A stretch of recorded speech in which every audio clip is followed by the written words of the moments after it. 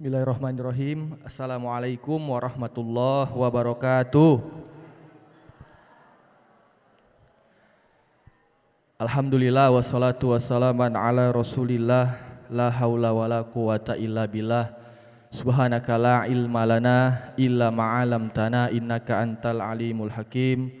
Rabbi shrah li sadri wa yassir li amri wahlul uqdatam min lisani yafqahu qawli amma ba'. Sama kita hormatin dan yang kita muliakan Tuan Guru kita Al-Fadilatul Ustadz Ferry Saptadi Putra SPDI.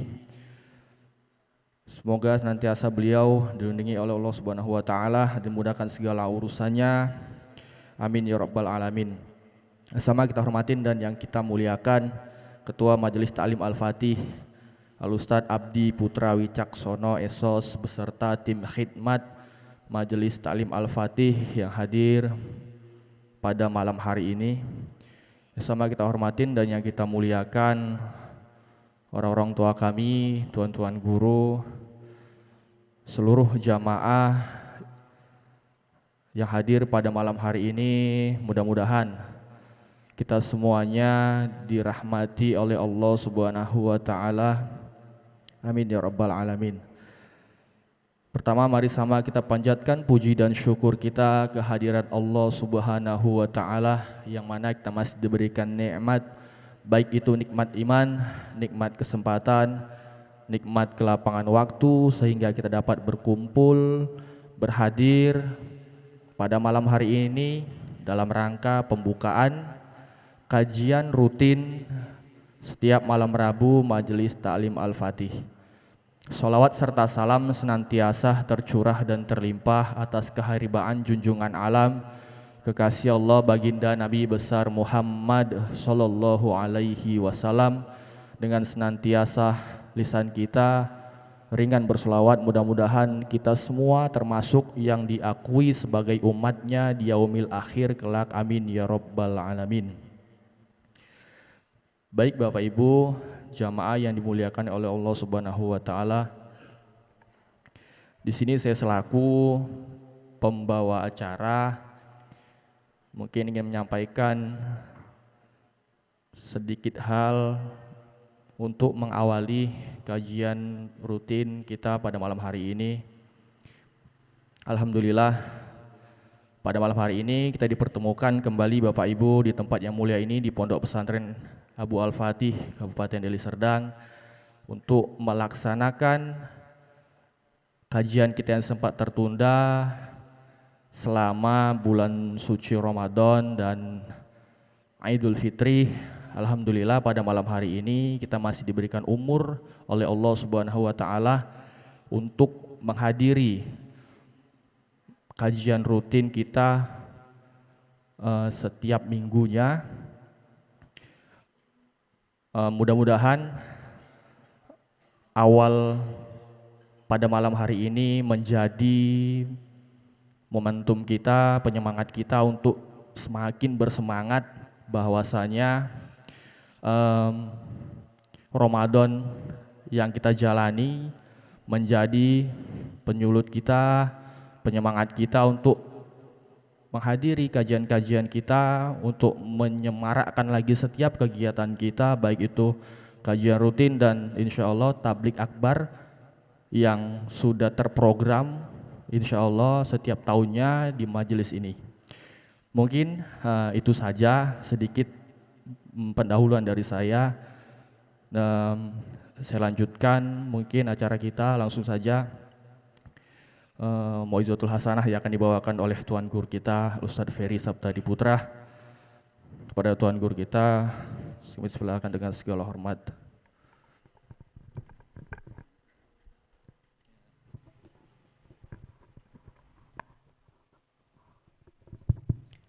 Assalamualaikum warahmatullahi wabarakatuh. Bismillahirrahmanirrahim. Alhamdulillah wassalatu wassalamu ala rasulillah. La haula wa la quwwata illa billah. Asyhadu an la ilaha illallah wahdahu la syarikalah wa asyhadu anna sayyidana Muhammadan abduhu wa rasuluhu la nabiyya ba'dah.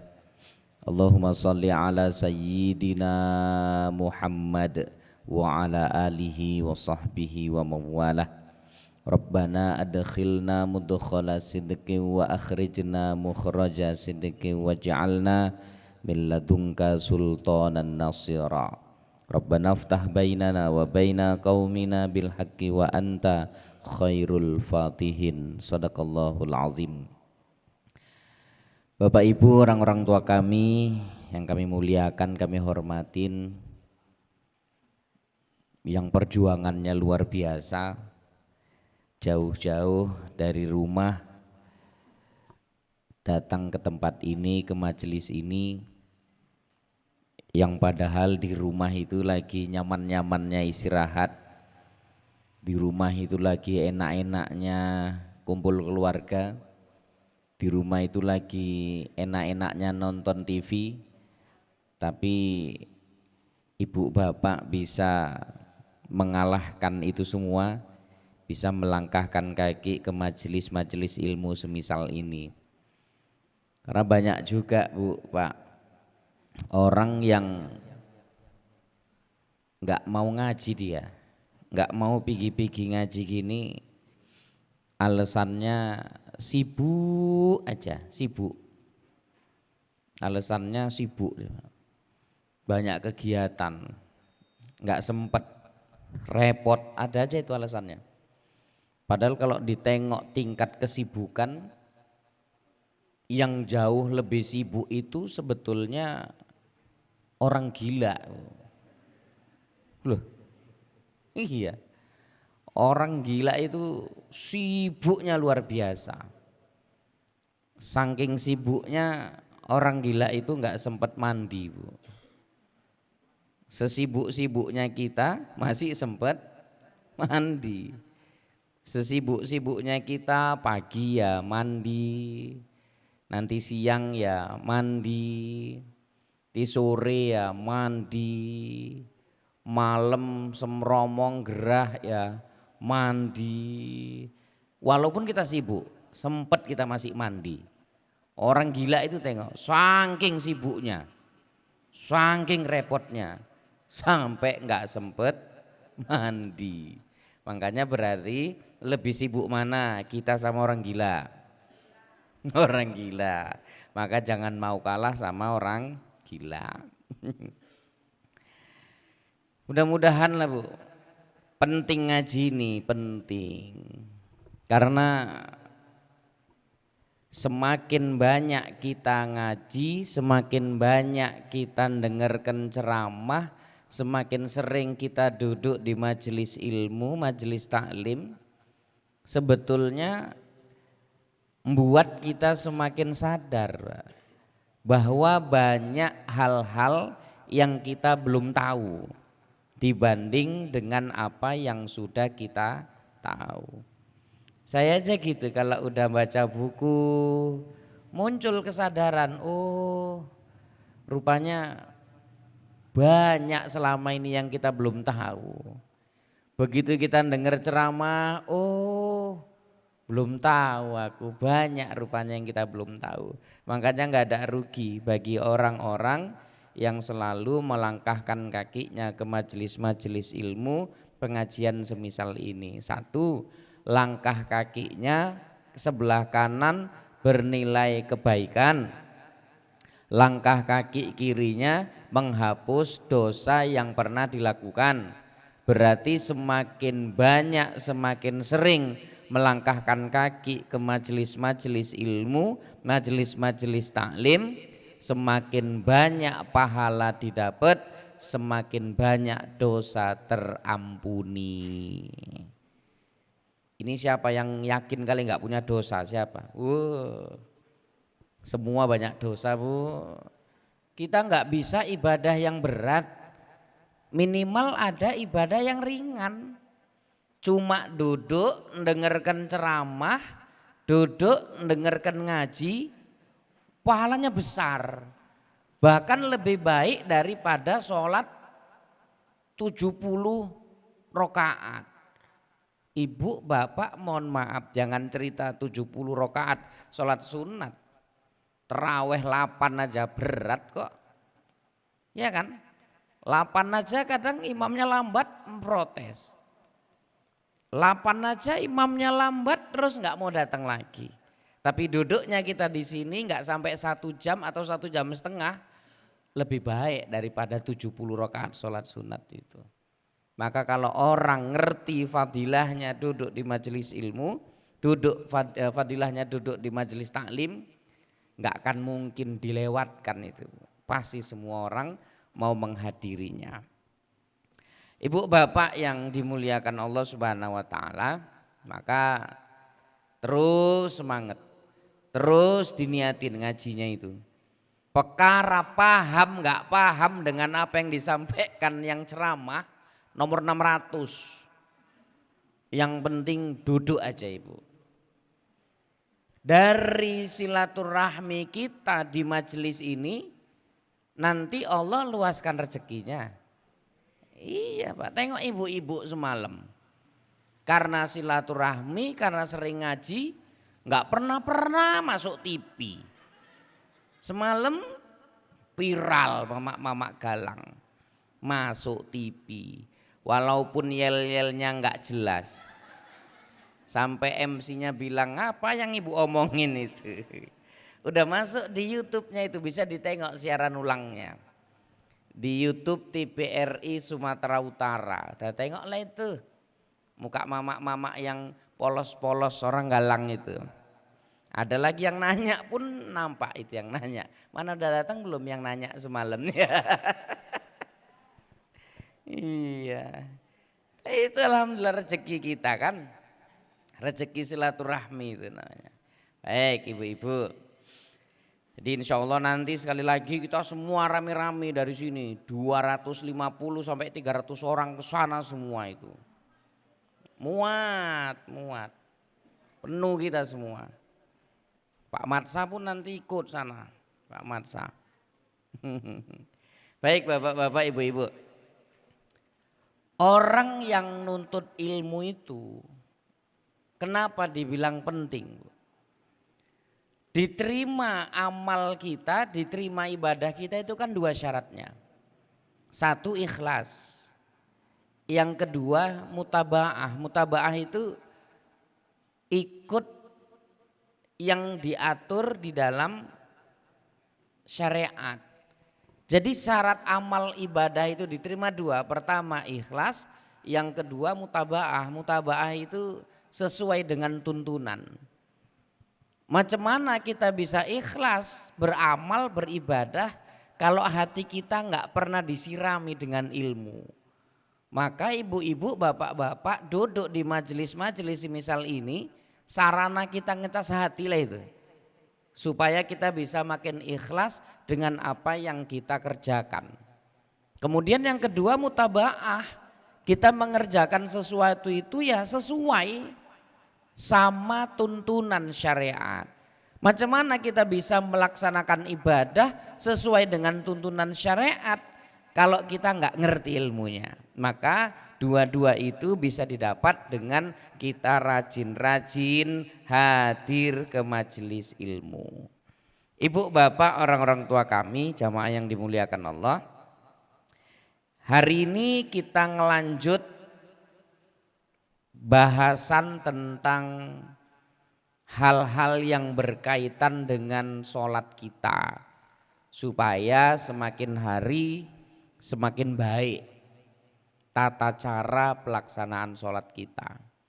Yang lalu kita udah bahas sampai tentang kesunahan sholat. Sholat itu sunahnya ini udah kita bahas.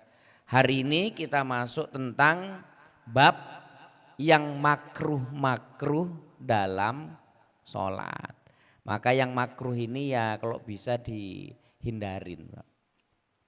Makruh itu apa Bu? Definisinya makruh itu apa? Semeromong memang ya kan ya. Walaupun malam tapi semeromong. Apa makruh itu Bu? Jengkol, peti, rokok, Apa itu makruh? Makruh itu perbuatan atau sesuatu gitu ya. Yang kalau dikerjakan nggak apa-apa ya. Ditinggalkan pahala, berarti lebih baik jangan dikerjai supaya kita mendapat pahala dari perbuatan yang kita tinggalkan itu. Nah, hari ini kita mau bahas tentang yang makruh-makruh dalam sholat. Berarti diusahai ditinggalin gitulah kira-kira ya. Baik, kita baca Fatihah dulu.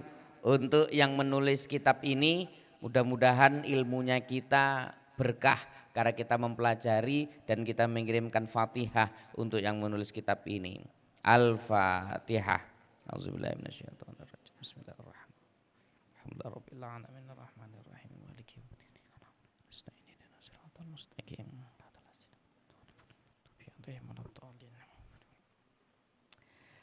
Bapak Ibu, kita baca nanti tak terangi ya. Kita masuk pada bab makruhati sholah. Bab tentang yang makruh-makruh di dalam sholat. Aksamu makruhati sholah.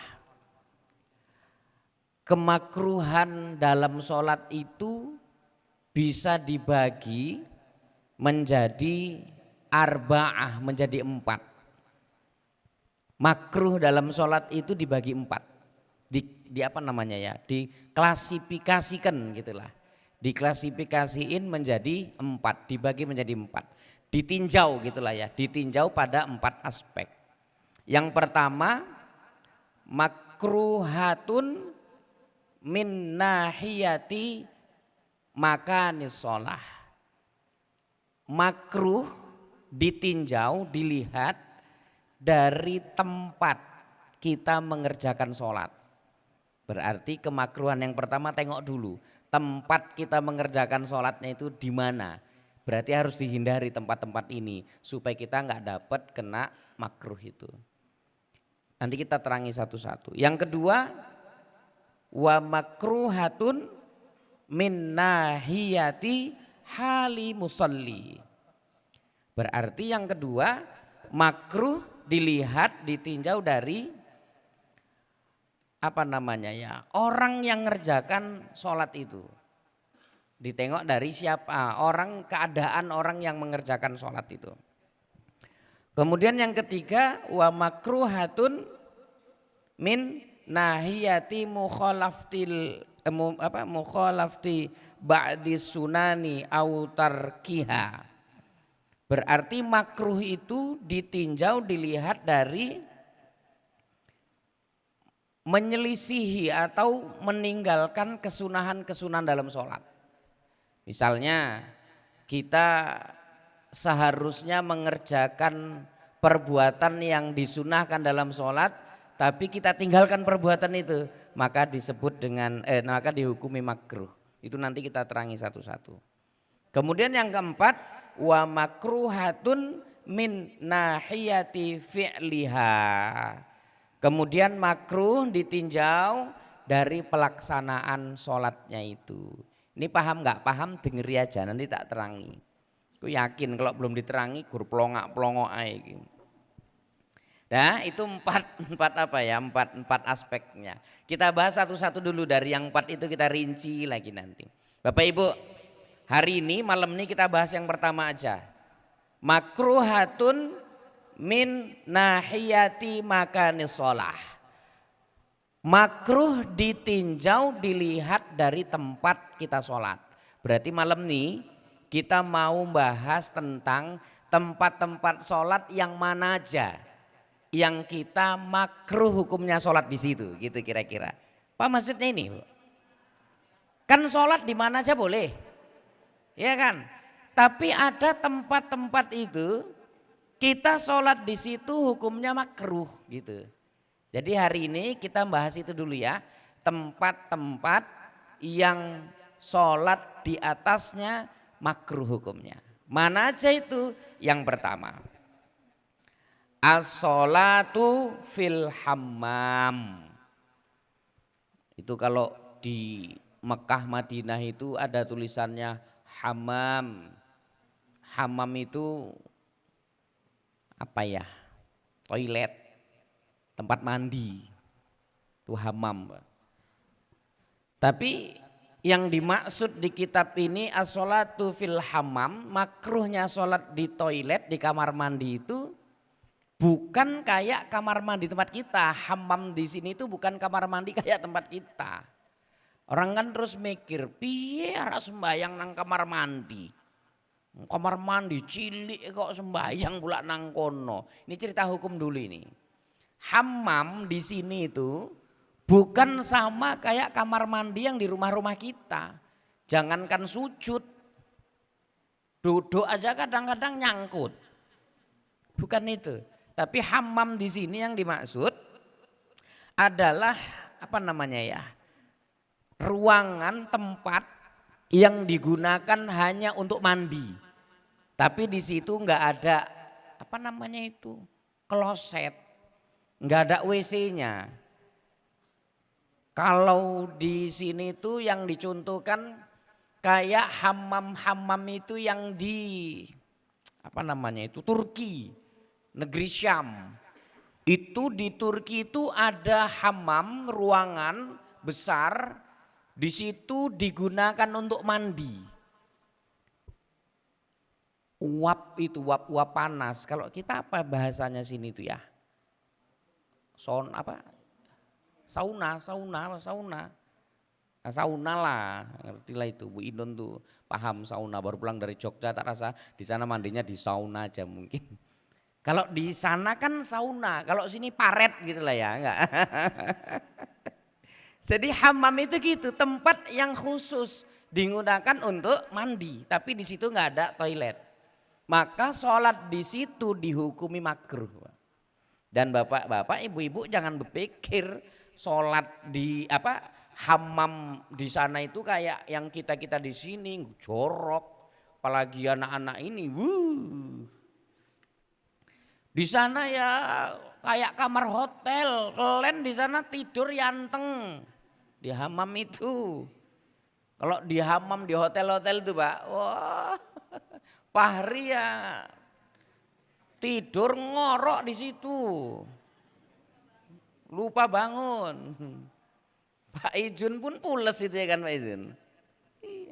Nah, sholat di situ itu hukumnya makruh. Tapi ingat ya, tempat yang khusus untuk mandi di situ nggak ada WC-nya. Orang-orang dulu kan memang kayak gitu ya kan Pak. Tempat mandi ya khusus tempat mandi, nanti WC khusus WC. Hebatnya orang tua dulu lagi karena memang tanah pun lebar-lebar. WC itu kan jauh di belakang itu. Sampai sempat naik angkot lagi kan cuma mau ke WC aja itu saking jauhnya. Dulu iyalah.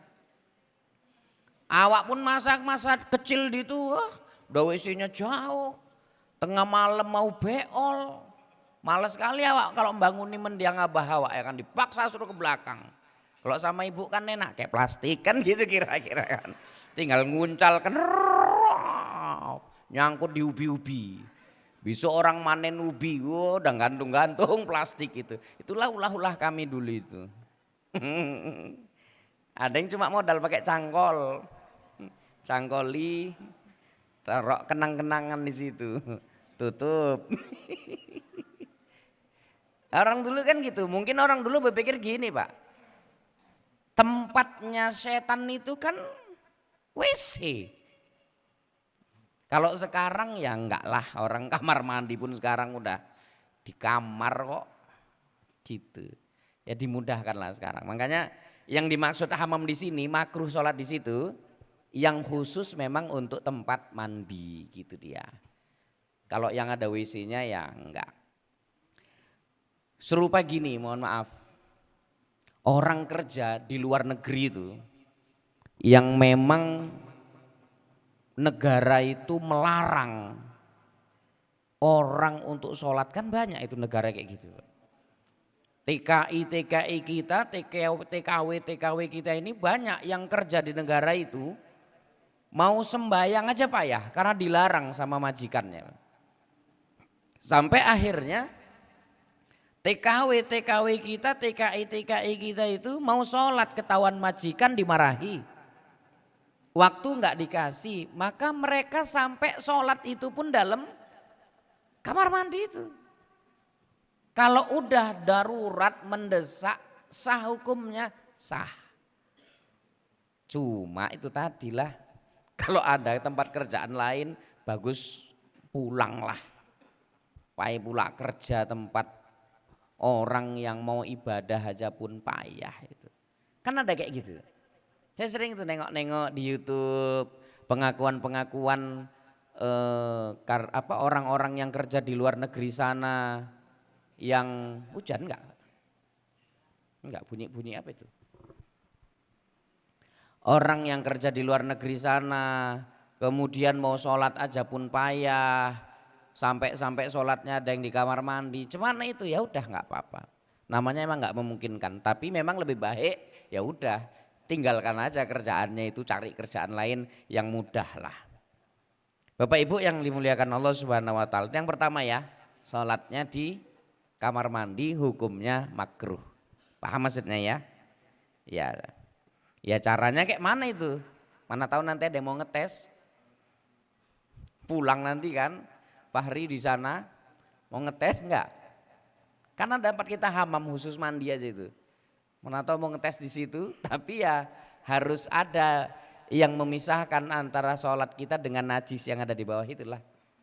Pakai plastik, dibentangkan plastik supaya ada pemisah antara najis dengan kaki kita. Kemudian bentangkan sejadah. Tapi saya pastikan hari ini kalau yang ngaji di sini mau ngetes, itulah manusia paling kurang kerjaan lah itulah. Oh kayak nggak ada tempat lain aja. Ini karena poinnya itu harus disampaikan. Mana tahu nanti tiba-tiba kejadian kayak gitu. Terus ada lagi kadang yang nanya kayak mana kalau kita sholat. Sekarang WC itu kan di kamar. Rupanya pintu WC itu pas pula di arah kiblat. Kan kadang kita buat kamar enggak itu Pak. Enggak pakai prediksi kadang kan. Yang penting ukuran tanah kayak gini, bangunan rencananya kayak gini. Tiba-tiba pas pula jadinya baru teringat. Walah, awak mau sholat ngadep kiblat, pas ngadepi pintu WC. Ah, cemana itu? Cemana? Tutup pintunya. Itulah pentingnya dalam sholat itu kita harus apa namanya ya? Pembatas sholat apa nih Pak? Sutroh. Kan ada sutroh itu pembatas itu. Ah, kalau misalnya kita sholat di tempat-tempat yang kayak gitu, maka sebaiknya dibuat pembatas. Makanya di zaman Nabi itu, zaman Rasul, sahabat-sahabat itu kalau mau sholat, berebut milih sholat itu di belakang tiang. Misalnya ini tiang sholat itu supaya ada sutrohnya pembatas. Kalau kita sekarang ya pakai tas, makanya nanti kalau ibu-ibu sholat di masjid di mana-mana kan supaya nggak dilangkah-langkai orang, nggak dilewat-lewatin orang, entah ditaruh tas di situ. Tapi tas yang dipastiin jangan banyak duitnya lah ya, nanti taruh tas liung pula. Pas lagi merem gini kan melek maaf hilang rumahnya. Taruh tas atau kalau sekarang di masjid-masjid memang udah ada dibuat itu. Apa namanya itu ya, papan itu dengan papan sutroh itu ada. Atau taruhlah sesuatu, kalau yang pakai tongkat dibelintangkan. Kalau di Takriratus Sadidah ini diterangkan sutroh itu ada beberapa macam. Ternyata sajadah itu juga salah satu bagian dari pembatas ukuran sajadah itu. Makanya bapak-bapak kalau sholat Jumat saya ingetin jangan pernah melewati orang yang sedang sholat Pak. Haram lah itu hukumnya, berdosa Bapak itu. Makanya kalau kita lagi sholat ada orang lewat di depan kita, kita berhak untuk ngalanginya itu.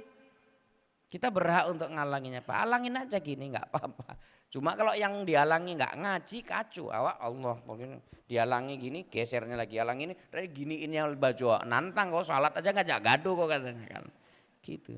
Tapi kita berkewajiban itu, hak kita itu. Lagi sholat gini orang mau lewat dihalangi. Kenapa? Supaya orang yang mau lewat di depan kita lagi sholat ini dia jangan dapat dosa karena perbuatan dia itu. Oke lah mungkin dia nggak tahu, tapi kan kita tahu. Kalau perbuatan yang akan dilakukan ini perbuatan yang salah, maka orang yang sholat juga boleh mencegah itu supaya dia jangan dapat dosa, kita halangi aja Pak. Ini paham bapak-bapak enggak? Oh paham, enak kok ngaji di sini jamaahnya cepat-cepat paham. Yakin Pak Ijun paham Pak Ijun? Paham. Pak Rusdi paham kan? Paham. Lagi sholat udah. Terus ada orang lewat, kita kan kok pas Jumat sering itu. Makanya bapak-bapak kalau hari Jumat itu sholat pilih yang di depan duluan. Ini kita sholat duduk belakang, depan kosong. Orang datang baru masuk ngelangkang-ngelangkai gitu. Semalam gitu, di mana Bu? Oh di Pantai, Masjid Pantai. Oh, ya itulah ibu-ibu kan kayak gitu kan di sana kejadiannya kan gitu. Makanya bapak-bapak pun gitu. Tapi ingat itu ya, kita jangan melewati orang yang lagi sholat, nggak boleh itu Pak. Makanya yang di sholat halangi aja langsung dihalangin gini supaya orang nggak lewat. Karena melewati orang sholat itu kan berdosa. Jadi kita jangan sampai membiarkan dia melakukan perbuatan dosa itu, dihalangin aja gitu. Masih bisa sekali halangin, nggak bisa sekali halangin. Kalau nggak tarik pedang tebas aja gitu. Ibu bapak yang dimuliakan Allah Subhanahu Wa Taala, paham ya? Tuh jadi nanti kalau sholat Jumat bapak-bapak ambil saf yang terdepan dulu. Ini bapak-bapak penyakit di belakang men nyender kan. Men nyender. Di depan itu sap pertama itu kayak daging unta itu dapatnya Pak, sap depan unta. Sap di belakangnya lembu. Sap di belakangnya lagi kambing. Sap di belakangnya lagi ayam. Sap di belakangnya lagi telur ayam. Sap di belakangnya lagi gusti telur burung puyuh. Sap di belakangnya lagi itulah burung puyuh dibagi-bagi lagi itu. Jadi kalau bapak-bapak milih duduk yang paling belakang ya puyuh-puyuh itulah berarti. Maka mulai hari ini yang udah ngaji-ngaji inget Pak, cari duduk yang terdepan. Datang Ustadz Abdi halah gayanya gaya katanya. Semalam pun sholat Jumat lewat di belakang karena udah terlambat itu. Ya. Saya sadar diri karena saya terlambat ya di belakang, nggak mungkin ngelangkang-ngelangkai orang awak. Orang lagi sholat kepalanya kepijak-pijak sama awak kan. Mentang-mentang ustadz mijai kepala orang kan nggak mungkin juga. Ya udah ngalah di belakang, sadar diri ya Pak gitu. Ya Pak ya, ibu-ibu pun gitu nanti kalau pas lagi sholat itu jangan main ngelangkang-ngelangkai orang yang lagi sholat. Loh jadi kayak mana itu kalau pas lagi di Arab, nggak usah dibahas Arab lah. Kalau di sana memang kondisinya darurat, nggak memungkinkan untuk kita bisa sesuai sama kebiasaan kita di sini. Itu dia. Jadi sholat kalau ngadep kamar mandi boleh, tapi sebaiknya memang ada sutroh pembatas Pak. Nanti Pak Pri bisa juga Pak diusulin nanti sama BKM Masjid Ar-Rahmah buat sutroh-sutroh itu. Supaya kalau orang siap sholat sunat kemudian ditaruh sutroh itu di depannya. Jangan ada orang lalu lalang di situ gitu. Nah. Sampai di sini paham ya Bapak Ibu ya? Sholat di kamar, kayak mana orang sholat di tilam itu ya? Mana tahu? Kamar sempit. Mau sholat di lantai nggak muat, bisanya di kamar di tempat tidur. Cuman itu coba? Ya boleh lah, cuma kan ya petekelan kayaknya kok sholat di tempat tidur. Loh tapi tempat tidurnya bekas ompol patih misalnya gitu kan. Bekas ompol. Ya kan ada pembatasnya, penghalangnya spray itu yang udah suci. Kemudian sajadah. Tapi enggak baiknya karena orang kita sholat memang betul-betul mau beribadah kepada Allah. Lah masa nyari tempat yang nyaman, nyari tempat yang enak gitu ya Bu ya. Ya serupa orang sholat tidur duduk di tilam itu boleh. Takut awak tilamnya lembek ya kan spring bednya. Pas sholat gini aja goyah. Gitu. Dah paham yang pertama ya Pak ya. As-sholatu fil hammam makruh hukumnya. Dah satu ini ada 15 ini Pak, berarti sekitar sampai jam 12 baru siap ini. Yang kedua as-sholatu fil maslahi, maslah. Maslah itu tempat apa namanya ya? Ganti pakaian. Tempat ganti pakaian yang berkaitan dengan hammam ini. Kalau di Turki tadi yang saya bilang Hammam itu tempat mandinya, ada satu ruangan lagi tempat untuk nyantolkan baju-baju, ganti baju. Karena kalau baju itu dibawa ke kamar mandinya, ke hammamnya tadi, pasti basah dia Pak, karena kena uap tadi itu. Nah sholat di tempat penggantian baju itu pun makruh hukumnya. Gitu. Kalau kita kan enggak, di situ mandinya ya di situ ganti bajunya, ya di situ neleknya ya semualah pokoknya di situlah. Di situ nyanyi-nyanyinya, di situ main HP-nya. Bapak Ibu, tak pesenin ini nanti ya, kalau lagi di WC jangan main HP. Takutnya nanti tefoto lupa. Anaknya buka-buka nengok foto girapen kan kacau itu. Dan nggak baik ya. Paham ya? Jadi masalah tadi itu tempat, ruangan untuk ganti baju. Tapi memang berkaitan sama hammam tadi. Emang kalau di apa ya? Kalau di tempat-tempat yang mewah itu kan gitu dia, Pak. Lain tempat mandinya, lain klosetnya, lain tempat ganti bajunya. Di tempat ganti baju itu pun makruh hukumnya. Tapi bukan berarti nggak boleh gitu. Nah, baru yang ketiga